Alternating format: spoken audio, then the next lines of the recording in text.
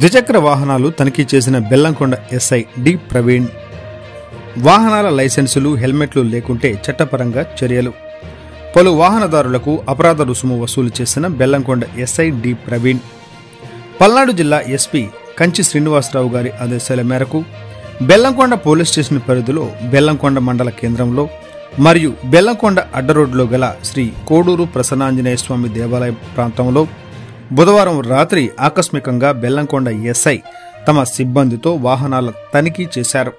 ఈ సందర్భంగా ప్రతి ఒక్కరూ తప్పనిసరిగా హెల్మెట్ ధరించాలని, అదేవిధంగా వాహనాలకు, వాహనదారులకు తప్పనిసరిగా లైసెన్స్ అవసరమని తెలిపారు. అవి లేకపోవడం వలన ఇలా తరచూ వాహన తనిఖీ సమయంలో అపరాధ రుసుము చెల్లించాల్సి వస్తుంది అని అన్నారు. అదేవిధంగా త్రిబుల్ రైడింగ్ చేయడం నేరమన్నారు మరియు మైనర్లకు వాహనాలు ఇవ్వద్దని పేర్కొన్నారు.